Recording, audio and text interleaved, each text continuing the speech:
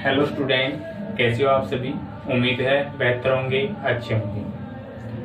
हम कर रहे हैं क्लास 10th का भूगोल विषय का थर्ड जो चैप्टर है, जल संसाधन वाटर रिसोर्स। हमने इसके फर्स्ट पार्ट के अंदर, फर्स्ट जो वीडियो थी उसके अंदर हमने किया था पृथ्वी के ऊपर जल संसाधनों का और जल की मात्रा के वितरण के बारे में। ठीक है, आज हम इस लेसन को आगे बढ़ाते हुए जल संसाधन जो है वाटर रिसोर्स जो थर्ड चैप्टर है उसको आगे बढ़ाते हुए आज इसका एक महत्वपूर्ण पार्ट क्या है, बहुउद्देशीय नदी परियोजना मल्टीपर्पज रिवर प्रोजेक्ट जो है वो क्वेश्चन करने जा रहे हैं। एक ऐसा क्वेश्चन जो लगातार 3-4 वर्षों से पेपरों के अंदर रिपीट हो रहा है, यानी कि एक लॉन्ग आंसर टाइप क्वेश्चन जो बार बार रिपीट हो रहा है पिछले 2-3 वर्षों से। तो उस एक महत्वपूर्ण क्वेश्चन के ऊपर चर्चा करेंगे, इसके क्या लाभ हैं, क्या क्या हानियां हो सकती है, उसका आपस में तुलनात्मक अध्ययन करने की कोशिश करेंगे। ठीक है, तो बहुत महत्वपूर्ण क्वेश्चन है। आप जो ये जो हेडिंग दे रखे हैं इनको अच्छी प्रकार से आप सिंपल सी लैंग्वेज के अंदर इसको समझने की कोशिश करें, क्योंकि बहुत इस लेसन के अंदर अगर सबसे ज्यादा दाव लगाया जा सकता है किसी क्वेश्चन पे तो वो यही क्वेश्चन है। ठीक है, तो इसको स्टार्टिंग करते हैं। सबसे पहले तो हमें पता होना चाहिए कि बहुउद्देशीय नदी परियोजना क्या होती है। ठीक है, देखो इसके नाम से ही स्पष्ट है, बहुउद्देशीय, बहु यानी कि बहुत से उद्देश्य, बहुत से उद्देश्य नदी परियोजना। इसके अंदर एक ऐसी नदी परियोजना जिसके निर्माण करने का कोई एक उद्देश्य न होकर बहुत से उद्देश्य होते हैं। अर्थात दूसरे शब्दों में हम कह सकते हैं कि नदी परियोजना जिसके निर्माण से अनेक उद्देश्यों की पूर्ति की जाती है वो क्या कहलाता है, बहुउद्देशीय नदी परियोजना मल्टीपर्पज रिवर प्रोजेक्ट कहा जाता है उसको। ठीक है, इसके अंदर हम बांध जो है उनको शामिल करते हैं। बांध जो होते हैं नदियों के ऊपर वो एक प्रकार से मल्टीपर्पज रिवर प्रोजेक्ट के रूप में कार्य करते हैं। उसके निर्माण करने का कोई एक उद्देश्य नहीं होता, बल्कि बहुत सारे उद्देश्य होते हैं जिन उद्देश्यों को ध्यान में रखते हुए उसका निर्माण किया जाता है। ठीक है, इन बांधों को एक क्वेश्चन आता है 1 नंबर का, उसमें आता है आधुनिक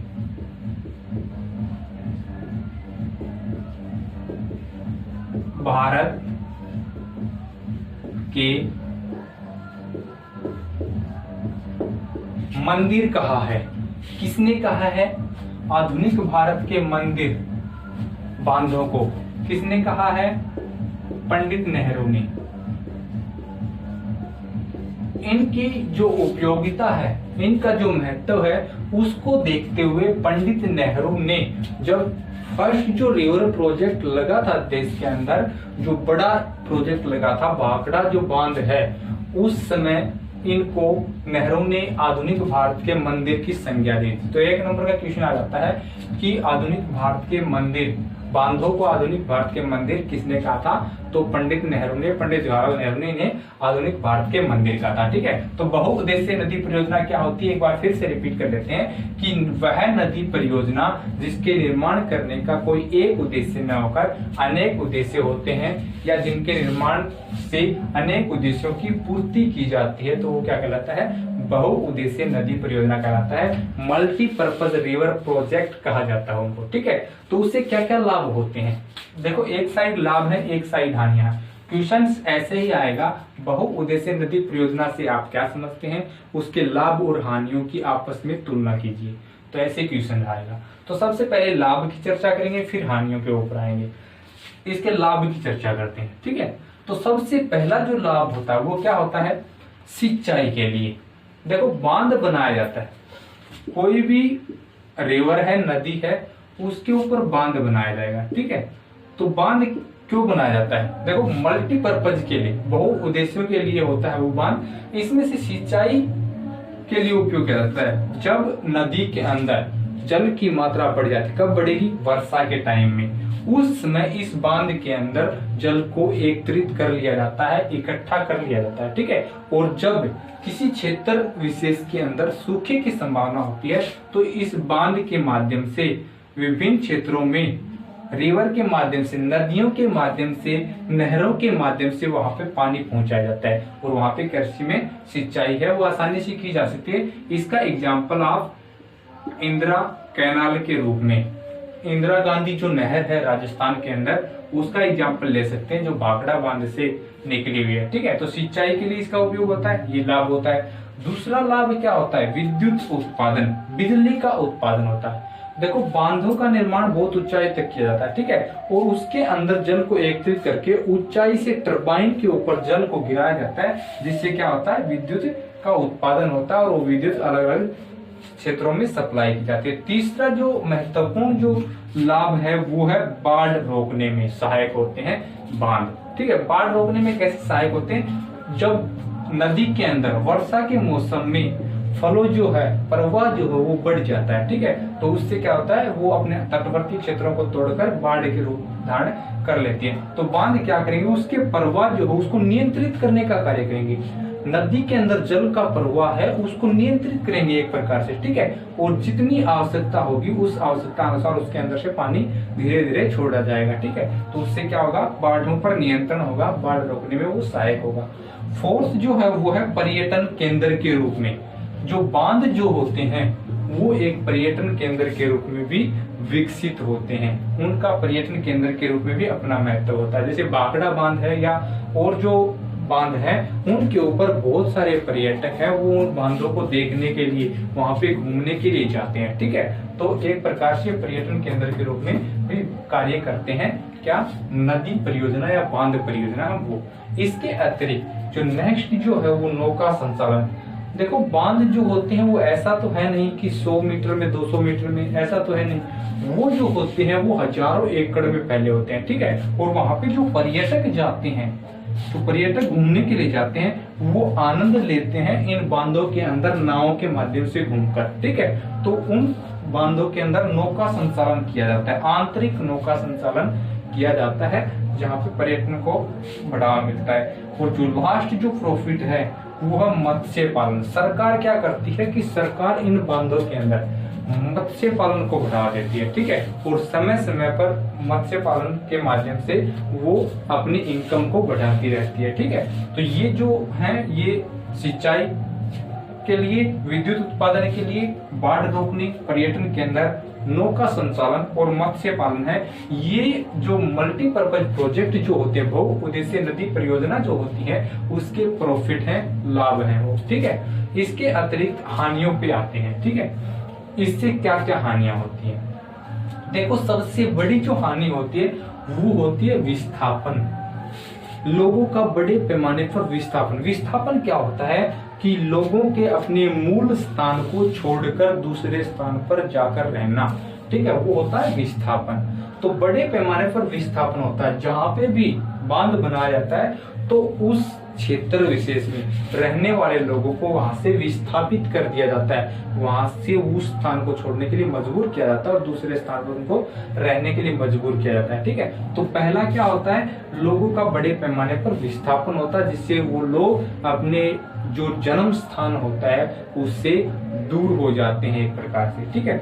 दूसरा जो होता है वो क्या है? कृषि योग्य भूमि जलमग्न।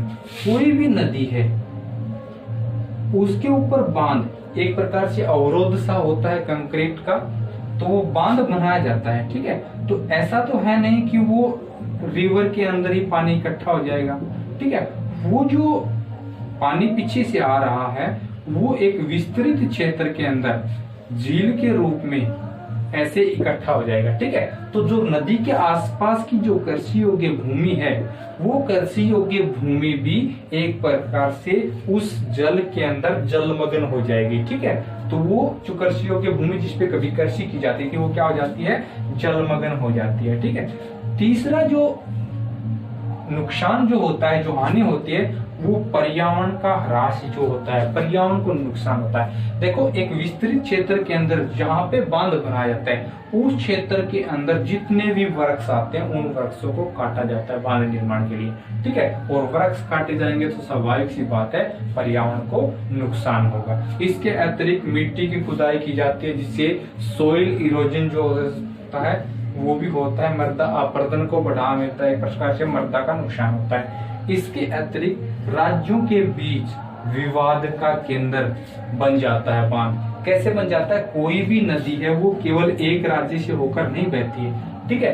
कोई भी नदी एक राज्य से होकर नहीं बहती, विभिन्न राज्यों से होकर बहती है। और मान लेते हैं कोई भी राज्य पीछे बांध बना लेता है तो उस नदी के अंदर जल का प्रवाह वो कम हो जाएगा, तो अगले राज्य के अंदर वो जल उपलब्ध नहीं हो पाएगा, ठीक है। और उससे अगले राज्य के अंदर और कम होता चलाएगा।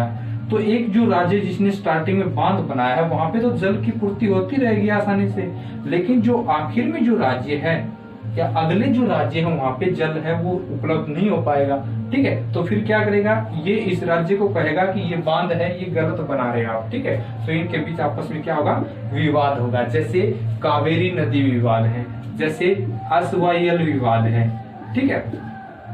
इस प्रकार के जो विवाद हैं वो इन बांधों के निर्माण के कारण ही हुए हैं, ठीक है। जो पानी की सप्लाई बारिश होती है उसके कारण। तो नेक्स्ट जो है हमारी जो हानि होती है वो होती है जलीय जीव नष्ट हो जाते हैं। बांध बनाए जाते हैं किसी नदी के ऊपर, ठीक है। तो वो जो अवरोध पैदा होता है उससे जो पानी के अंदर पीछे से जो मिट्टी के छोटे छोटे कण आते हैं, वो जो कण हैं वो गाद के रूप में पीछे जमा होते जाते हैं, ठीक है, तले के अंदर। और तले के अंदर वो गाद जमा हो जाती है तो छोटे छोटे जीव जो जल के अंदर मौजूद होते हैं वो जीव भी उस गाद के अंदर जमा हो जाते हैं और वो नष्ट हो जाते हैं, ठीक है। तो इस प्रकार से बहुत सारे जलीय जीव है वो इसके अंदर नष्ट होते चले जाते हैं। और लास्ट जो है वो भूकंप की संभावना पैदा करते हैं बांध। कुछ भूगोलवेत्ता, कुछ पर्यावरणविदों का मानना है कि जो भूकंप आने के लिए कुछ हद तक जो बड़े बड़े जो रिवर प्रोजेक्ट हैं, बांध जो परियोजना है वो जिम्मेवार है। कैसे हैं? उनका एक तर्क है कि पृथ्वी के ऊपर जहाँ पे बांध का निर्माण कर लिया जाता है तो उस विस्तृत क्षेत्र के अंदर जल इकट्ठा हो जाता है और वहां पे धरातल पर वेट जो है, जो वजन जो है वो बढ़ जाता है और दूसरे क्षेत्र में वजन है वो कम होता चला जाता है, ठीक है। तो उससे क्या होगा, पृथ्वी के अंदर असंतुलन पैदा होगा और असंतुलन पैदा होगा तो स्वाभाविक सी बात है कि अर्थक्वेक आएगा या भूकंप की संभावना बनेगी, ठीक है। तो ये जो है वो 6 तो लाभ हैं इसके, 6 हानियां हैं, ठीक है। और बहुत ही महत्वपूर्ण क्वेश्चन है, मैं बार बार इस बात पे फोकस कर रहा हूँ कि ये 2-3 वर्षों से लगातार एग्जाम के अंदर रिपीट हो रहा है, ठीक है। तो आप इसको अच्छी प्रकार से याद करेंगे। पहले तो आप बहु उद्देश्य नदी परियोजना क्या है वो, उसके लाभ क्या है, उससे क्या क्या हानियां हैं वो। इसके अतिरिक्त इस लेसन के अंदर 1-2 छोटे छोटे क्वेश्चंस और हैं, वो भी इसी के अंदर रिपीट कर लेते हैं।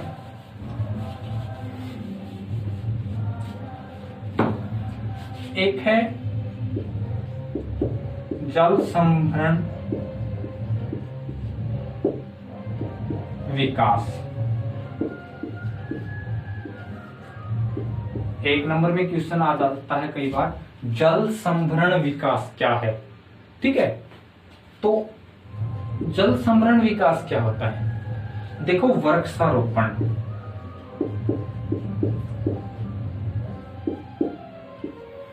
जल संरक्षण या जल संग्रहण, मिट्टी में नमी, मिट्टी में नमी है, चारागाह,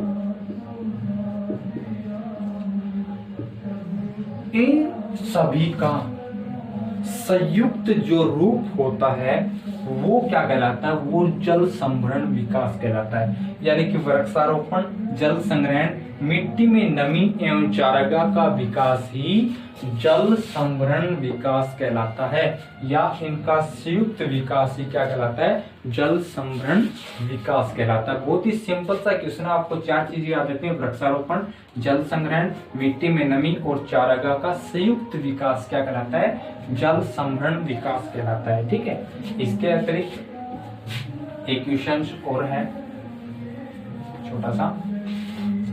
देखो, जितने भी क्वेश्चंस कराए जाते हैं वो क्वेश्चंस कराए जाते हैं जो बोर्ड एग्जाम के अंदर बार बार रिपीट होते हैं। ठीक है, तो आप जितने ये क्वेश्चंस कराए जाते हैं अगर वो क्वेश्चंस कर लेते हो तो ज्योग्राफी के अंदर आप कहीं पे भी मार नहीं खाओगे। ठीक है, एक है राजस्थान के अंदर,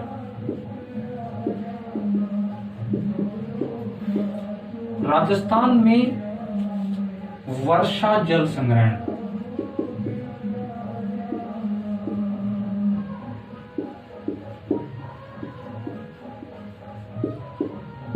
वर्षा जल संग्रहण किस प्रकार किया जाता है।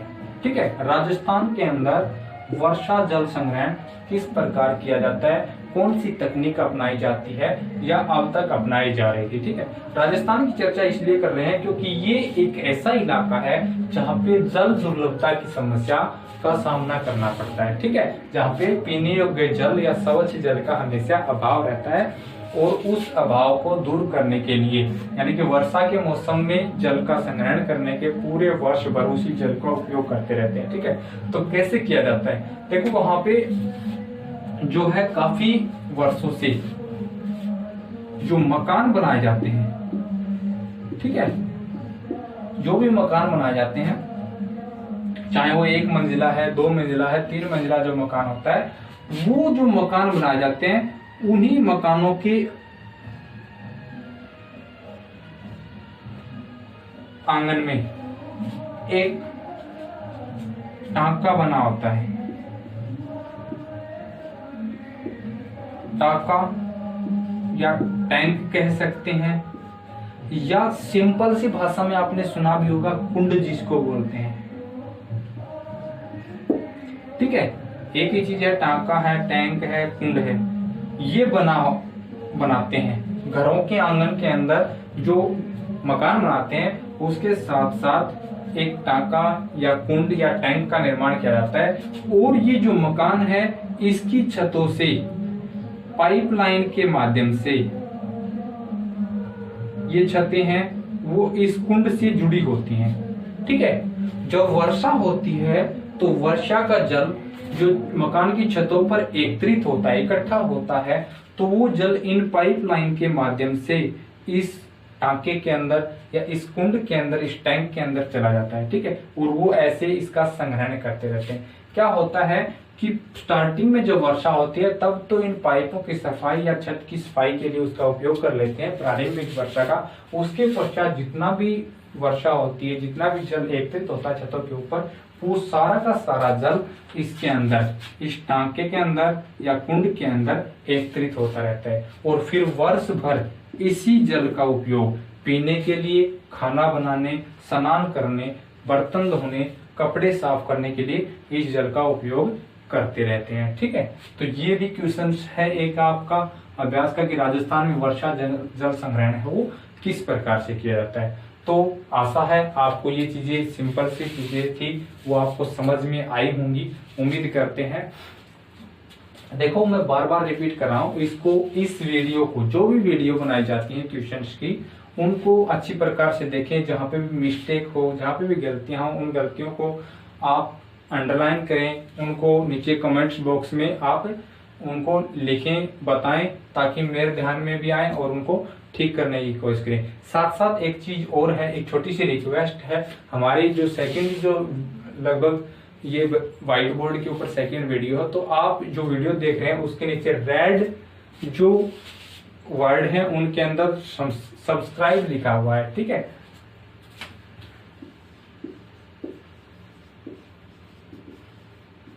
सब्सक्राइब लिखा हुआ उस बटन को दबा के रखें ताकि जब भी हमारी नई वीडियो आए तो आपको नोटिफिकेशन मिलता रहे और आप उन वीडियो को पढ़ के सिंपल सी लैंग्वेज में, बहुत ही सिंपल से सिंपल लैंग्वेज में, बहुत सिंपल वर्ड्स के माध्यम से और बिल्कुल हिंदी मीडियम में जो जितना हो सके बिल्कुल सिंपल से वर्ड्स के माध्यम से इसको समझाने की हम कोशिश करते हैं। ठीक है, तो आज के लिए इतना ही। आगे की वीडियो में नेक्स्ट जो लेसन है उसका हम अध्ययन करेंगे, अच्छी प्रकार से समझने की कोशिश करेंगे। धन्यवाद, थैंक यू।